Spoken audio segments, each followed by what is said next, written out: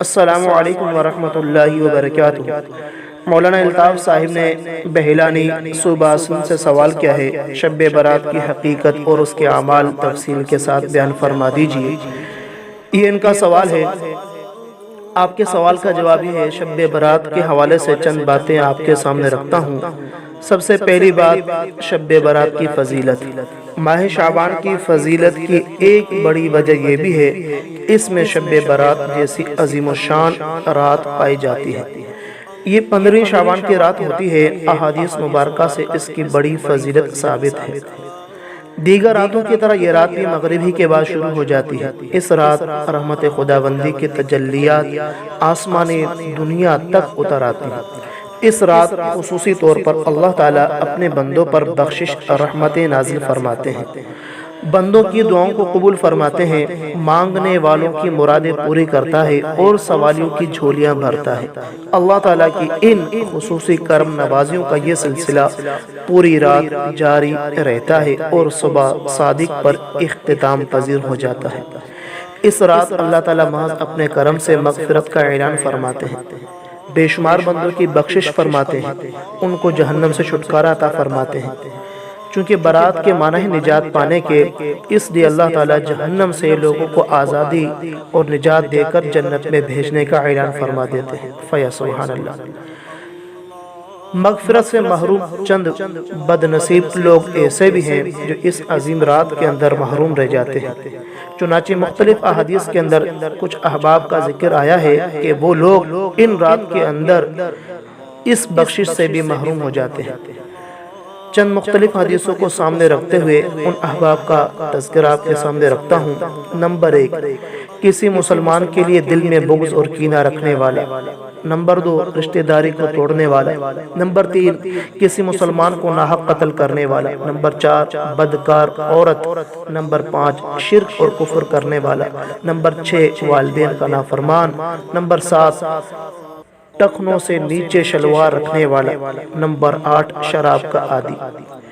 مختلف حدیثوں سے ان احباب کا تذکرہ میں نے آپ کے سامنے رکھ دیا ہے۔ ایسے لوگوں کو چاہیے کہ ان مذکورہ گناہوں سے اپنے آپ کو بچائیں، کہیں ایسا نہ ہو کہ اس شب برات کی مغفرت کی رات میں اس بخشش کے اعلان سے کہ ہم محروم نہ ہو جائیں۔ نمبر 2، شب برات کے اعمال اور عبادت۔ شب برات بڑی فضیلت والی رات ہے۔ اس رات امت کے بزرگان دین عبادت کا خصوصی اہتمام فرمایا کرتے تھے۔ اس رات عبادت کے لیے جاگنا اجر و ثواب کا باعث ہے، اس لیے ہر آدمی کو اپنی طاقت کے مطابق نوافل، ذکر، تلاوت اور دعائیں وغیرہ مانگنے کا اہتمام کرنا چاہیے۔ اخلاص کے ساتھ جس قدر ہو سکے عبادت میں حصہ ڈالنا چاہیے۔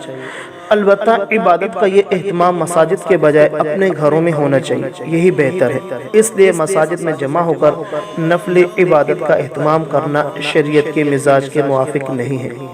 ساتھ میں یہ واضح رہے کہ شب برات میں قرآن و سنت سے کوئی بھی مخصوص عبادت ثابت نہیں ہے، بلکہ اس میں عام عبادت جیسے نماز، تلاوت، ذکر، دعا وغیرہ مانگنے کا اہتمام کرنا چاہیے۔ آج کل بعض حضرات نے اس رات کے لیے خصوصی نمازیں، عبادات بنا رکھی ہیں جن کا قرآن و سنت سے کوئی بھی ثبوت نہیں ملتا۔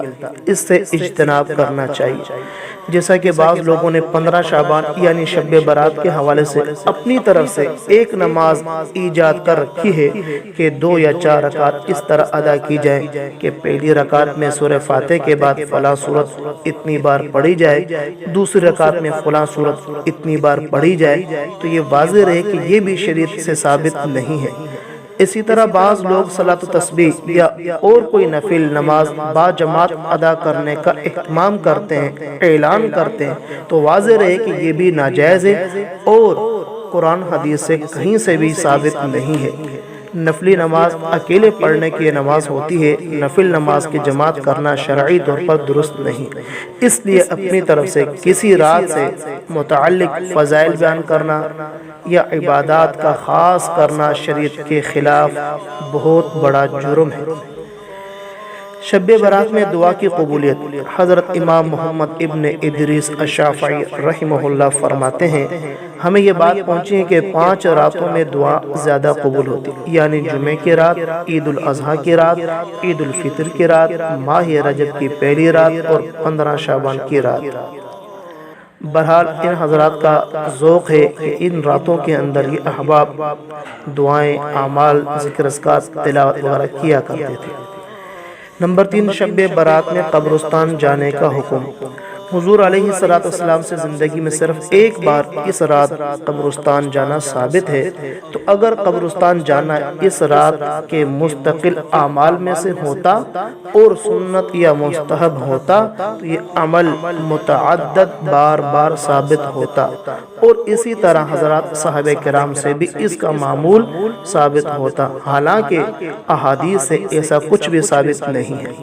اس لیے اگر کوئی شخص 15 شعبان کو زندگی میں ایک بار یا کبھی کبھار حضور علیہ السلام کی اتباع کی نیت سے قبرستان چلا جائے تو یہ درست ہے، لیکن 15 شعبان کی رات قبرستان جانے کو سنت سمجھنا یا اس رات کے اعمال میں سے سمجھنا، اس کا خصوصی اہتمام کرنا یا اجتماعی صورت میں جانا، حتیٰ کہ قبرستان میں چراغاں کرنا، قبروں پہ پھول ڈالنا، عرق غلاب چھڑکنا یا ان جیسی دیگر بدعات اور رسومات سر انجام دینا، ان سب باتوں سے دین میں کوئی حقیقت ثابت نہیں ہے، بلکہ اپنی طرف سے ایجاد کردہ بدعات اور رسومات ہیں جن سے بچنا انتہائی ضروری ہے۔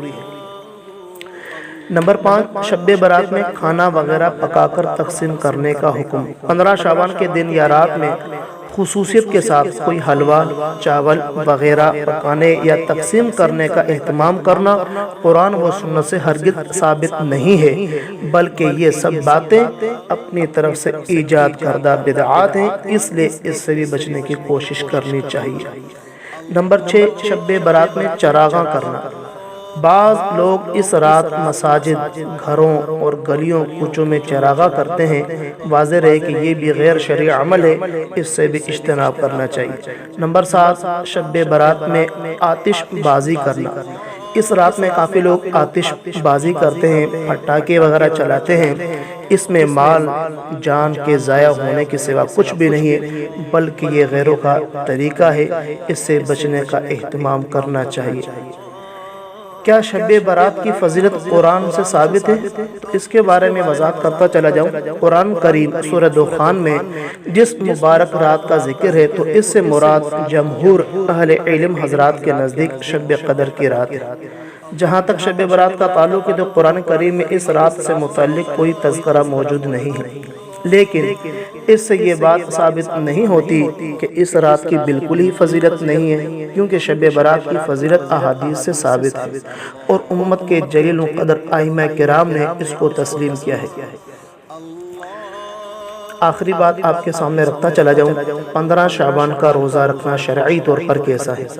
15 شعبان کے روزے سے متعلق ذخیرہ احادیث میں صرف ایک حدیث ایسی ملتی ہے جس سے روزہ رکھنا ثابت ہوتا ہے، اور وہ سنن ابن ماجہ کی حدیث ہے، لیکن یہ حدیث ضعیف ہے۔ بعض اہل علم نے تو اس حدیث کو قبول کیا ہے اور اس دن کے روزے رکھنے کو مستحب قرار دیا ہے، جبکہ دیگر اہل علم حضرات فرماتے ہیں کہ محض ایک ضعیف حدیث کی وجہ سے خصوصیت کے ساتھ 15 شعبان کے روزے کو سنت یا مستحب قرار نہیں دیا جا سکتا۔ البتہ اگر کوئی شخص اس دن روزہ رکھنا چاہے تو بہتر یہ کہ ایام 20 یعنی 13، 14، 15 شعبان کے 3 روزے لگاتار رکھے جائیں، کیونکہ ہر اسلامی مہینے کی ان تاریخوں کو روزے رکھنے کی بڑی فضیلت حدیث سے ثابت ہے اور آپ علیہ السلام کا معمول بھی رہا ہے۔ تو اس طرح ان کے ضمن میں 15 شعبان کا روزہ بھی آ جاتا ہے، یا صرف 15 شعبان کا روزہ اس نیت سے رکھا جائے کہ ویسے بھی شعبان کے مہینے میں روزہ رکھنا بڑی فضیلت کی بات ہے، تو یہ 15 شعبان بھی انہی میں سے ایک دن ہے اور ایام 20 میں سے بھی ہے، تو اس طریقے سے روزہ رکھا جائے تو شرعی طور پر درست ہے۔ البتہ اس دن کو کوئی خاص فضیلت اپنی طرف سے بنانا یا اپنی طرف سے ثابت کرنا شرعی طور پر درست نہیں ہے، اس سے مکمل اجتناب کرنا چاہیے۔ اللہ جل جلالہ ہمیں ہر عمل کو شریعت، سنت، قرآن اور احادیث کے مطابق عمل کر کے اپنی آخرت کی تیاری کرنے کی توفیق عطا فرمائے۔ امید کرتا ہوں اتنی وضاحت آپ کے لیے کافی ہوگی۔ جزاکم اللہ خیرا۔